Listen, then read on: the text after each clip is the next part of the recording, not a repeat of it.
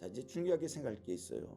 예수님의 이런 가르침의 말씀이 있을 때 그것을 받아들이는 우리의 자세는 어떠해야 되는가? 절대적이어야 된다는 거예요. 왜 우리는 예수님의 가르침에 대해서 토를 달 수 없고 무조건 아멘으로 순종해야 되는가? 왜 그런 것이지요?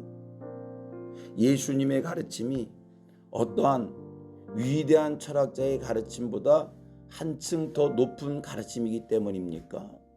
예수님이 어느 종교가들처럼 위대한 인물이기 때문입니까? 예수님이 위대한 스승이기 때문에 우리는 예수의 가르침에 이유 없이 받아들여야 되는 겁니까? 왜 그런 것이지요? 여기는 우리에게 믿음이 있기 때문입니다.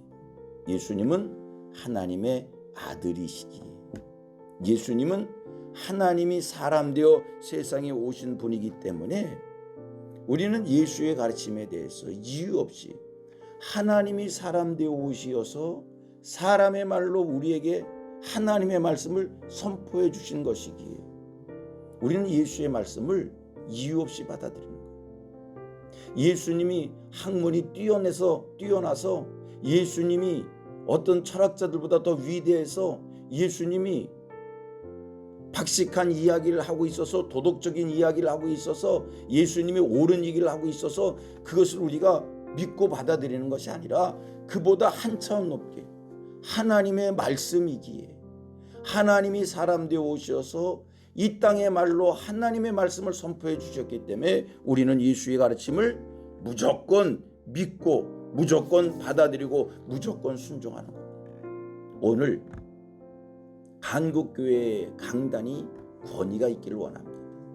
한국교회, 이 교회 강단의 권세와 권위가 어디에 있는 겁니까? 설교자가 학문적 이야기를 하기 때문에, 설교자가 박식한 지식을 가지고 설교하기 때문에, 설교자가 설교하면서 영어를 쓰고 원어를 쓰기에 설교의 권위는, 교회 강단의 권위는 학문에 있는 게 아니고 박식한 지식에 있는 것이 아니라 설교자가 어눌해도 하나님의 말씀을 대언할 때에 교회 강단에 권위가 있는 것이고 권세가 있는 겁니다. 설교를 듣는 우리 성도들의 귀가 활짝 열리기를 축복합니다. 성도들이 종종 그런 얘기를 해요.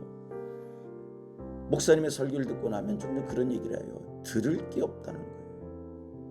묻고 싶어요. 왜 들을 게 없습니까? 설교를 통해서 무엇을 듣기를 원했기에 들을 게 없는 겁니까? 문학적 얘기를 듣고 싶었는데, 역사 얘기를 듣고 싶었는데, 철학적 얘기를 듣고 싶었는데, 경제 원리를 듣고 싶었는데, 세계사를 듣고 싶었는데 목사님이 그런 학문적 얘기를 하지 않았기 때문에, 목사님이 나보다 지식이 없는 얘기를 했기 때문에 들을 게 없는 겁니까?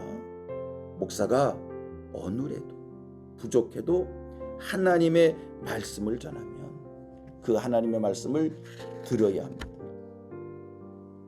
우리 사람들은요, 귀가 가려워서 자꾸 듣기 좋은 소리만 들으려고 해요. 한국교회가 왜 이렇게 듣느냐?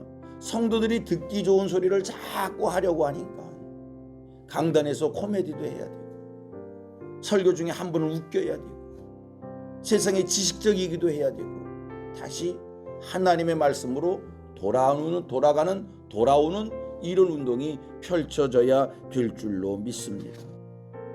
한국교회에 하나님의 말씀이 선포되어져야 합니다. 그래야 한국교회 강단에 회복의 역사가 일어날 줄로 믿습니다.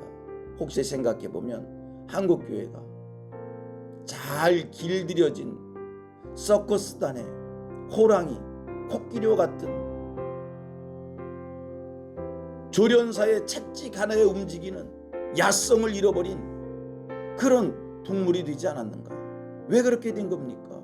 하나님의 말씀을 잃었기에 다시 하나님 말씀으로 돌아오는 말씀 운동이 일어나야 될 줄로 믿습니다.